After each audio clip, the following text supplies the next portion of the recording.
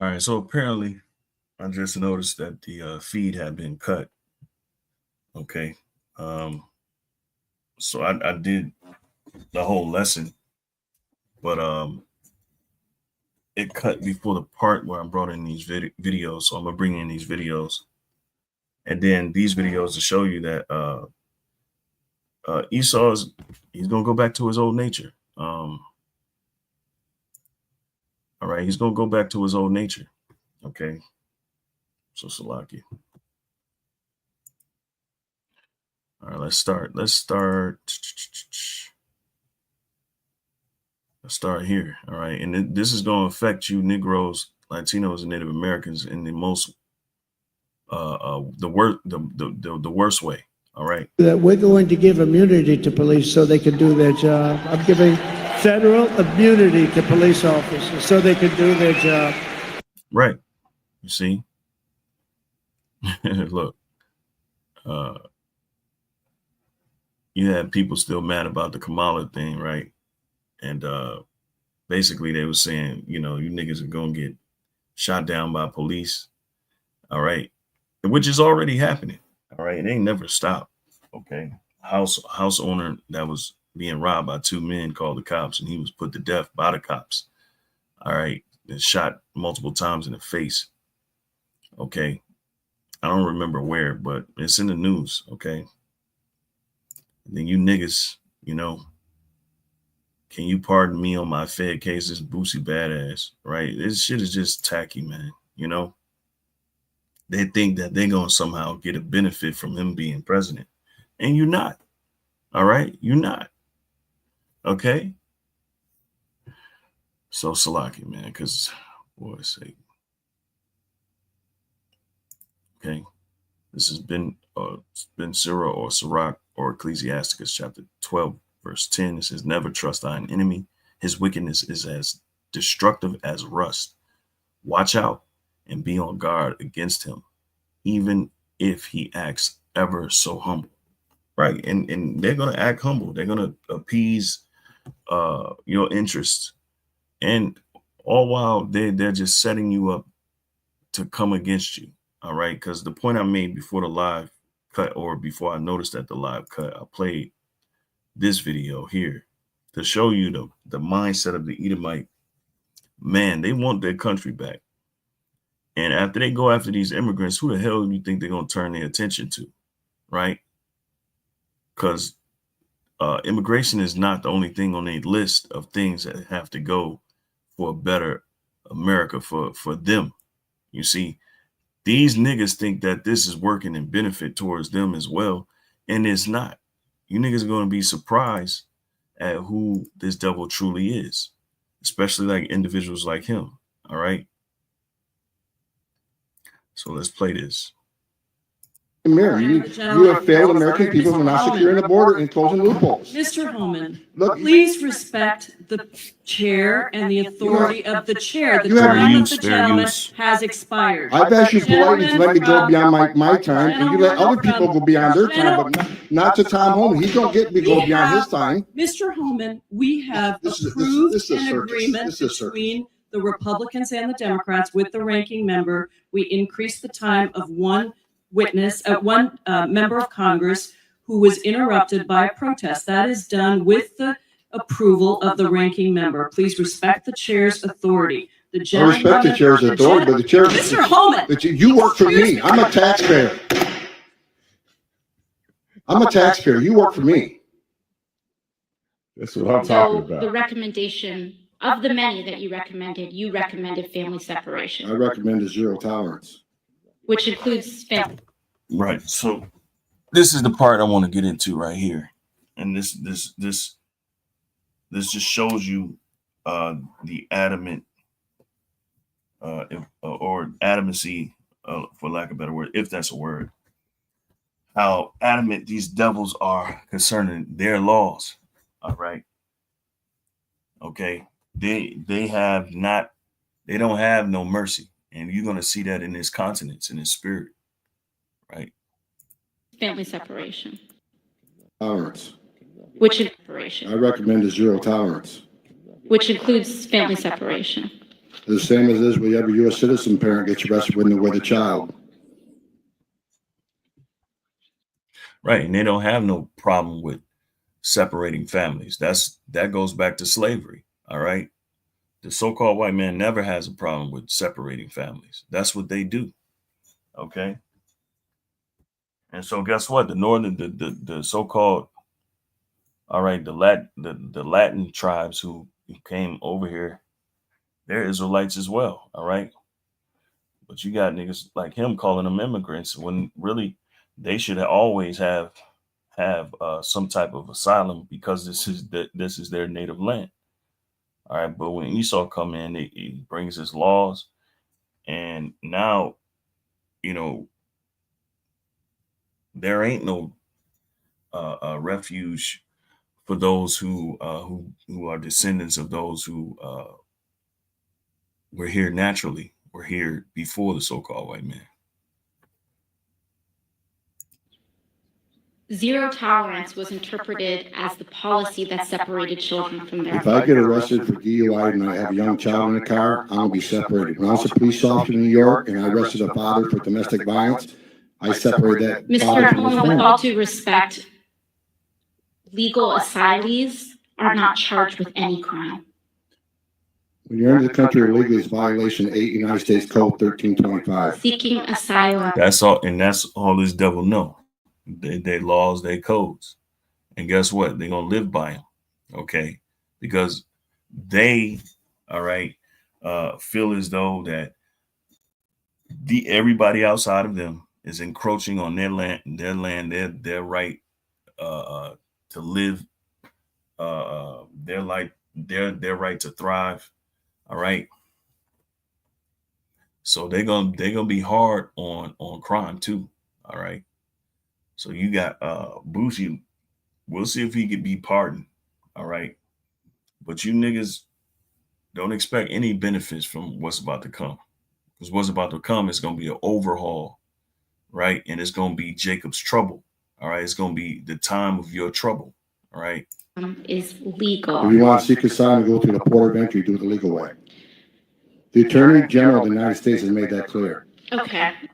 We have seen one estimate that says it would cost $88 billion to deport 1 million people a year. I don't know if that's accurate or not. Is that what American taxpayers should expect? What price do you put on national security? Is it worth it? Is there a way to carry out mass deportation without separating families? My favorite part. Of course there's. Families can be deported together. You bet. Yeah, it's funny, ain't it? They look, man, Esau ain't got no mercy. And he ain't gonna have no mercy because they're fighting for their existence. And that's how they looking at this thing. All right. And you Jakes, man, you think this shit benefiting you. Look at that big ass smile, that smile on his face. You think it's benefiting you. Well, guess what? Who the hell you think they're gonna go after they do this border thing? Okay. And it's gonna be a lot of families displaced. It's gonna be a lot of fucking corruption going on at the border. We already know Esau's MO. All right. You see what they do in wartime. Well, this is wartime for them. Okay. And he the border czar. And you can tell this man has what we call an Edomite. He is an Edomite, but that old spirit, that old hateful Edomite spirit, all right, that old privileged Edomite spirit is about to come back. Watch. Better start packing now. Hold on a second. The man is a man's man. No, he's an Edomite man, and he's for his people. All right, you was just tricked into believing that now America's this. It's gone from. It's his hateful ways, and that now we're all one people. No, you about, and I believe this guy was a cop too. You about to witness the full nature of this devil. And thank God, it's such a reinvigorating feeling to have good common sense stuff going on in the government. we shouldn't even be having this conversation. I don't even know how we got to this point. If you come to the country illegally, you can't be here. It's a difference between seeking asylum and going through the port of entry and doing it the legal way. There's a legal way to seek asylum in America. There's a legal. You niggas think y'all American, man, and the Constitution is still there that you 3/5 of men. Okay, he might have been the officer, but we're gonna see what happens in Trump's 2025 and Trump's America in 2025 when niggas get pulled over, man. All right, when niggas tags is out, when the nigga brake lights is off. We'll see. We gonna see. Okay, we gonna see. Let me check and see if it's still on. It tricked me last time. All right, cool. All right. So again, all right. Sirach 12:10. It says, "Never trust thine enemy. His wickedness is as destructive as rust." Because you can't stop rust from settling. Rust is a natural occurring thing. It's always going to be there, especially when it's moisture. Okay. So that is likened unto this devil. All right. In his true nature and his wickedness. Okay. You ain't supposed to trust it. His wickedness is as destructive as rust. Watch out and be on guard against him. Right. And this is the time that we're supposed to be on guard of our enemies. We're supposed to know who our enemies are. And they've proven to be enemies. All right. They've proven to be enemies without a shadow of doubt. All right.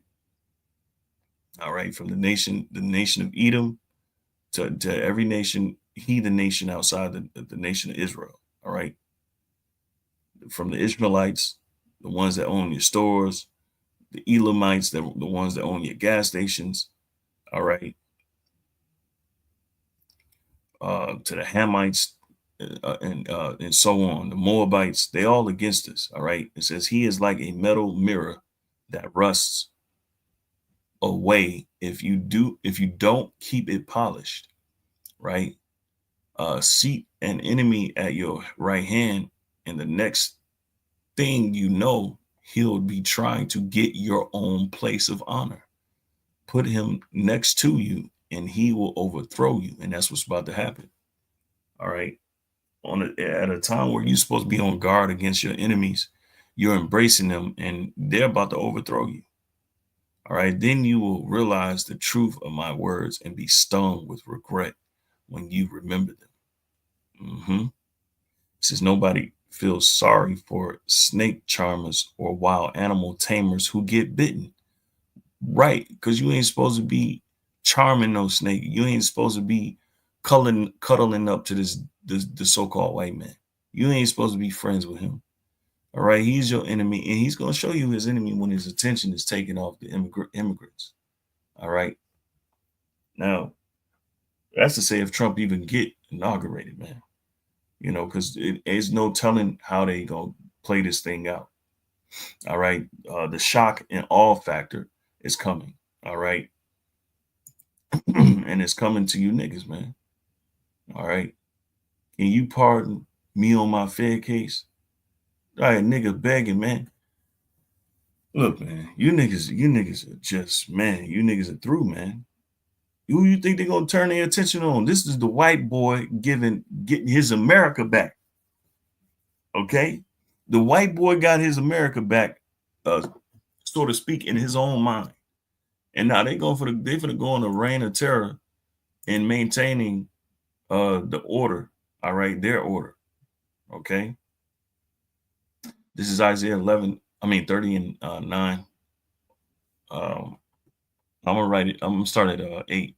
I think I read this. Hopefully, I didn't get to check it, but I read this in the live before this one, but that live got cut. All right, so Isaiah 30 and 8, it says, "Now go write it before them in a table and note it in a book, that it may be for a time to come forever and ever, that this is a rebellious people, lying children that will not hear the law of the Lord, all right, which say to the seer, see not, and to the prophets, prophesy not unto us right things." So Our people don't want us to prophesy and to say the things that's actually going to come. They rather live in this pseudo state of mind where they believe everything is okay, right? It says, speak unto us smooth things, prophesy decease. And that's what our people want for the most part. Get out of the way, turn aside out of the path, cause the Holy One of Israel to cease from before us. So they want the Lord and his laws to cease before them. They don't want to follow the Heavenly Father and his Son, all right? Nor do they want to accept his tenets. They want this place to go on, America, which is rooted in corruption, and it's still corrupt. This place ain't great, all right? It was only great for the rich white inheritor of this prison, and essentially they're CEOs of this prison. All right, the rich and the wealthy, private, corporate entities. All right, is what they call themselves, but they're Edomites. Okay, all right. So that's pretty much it. You know, Lord, when this was edifying.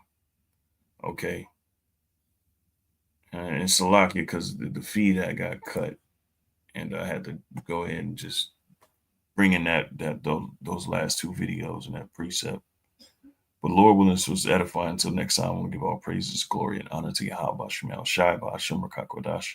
Double honors to the apostles, elders of Great Millstone. Shalom to you, Akin. Pushing the work in truth and sincerity. Shalom.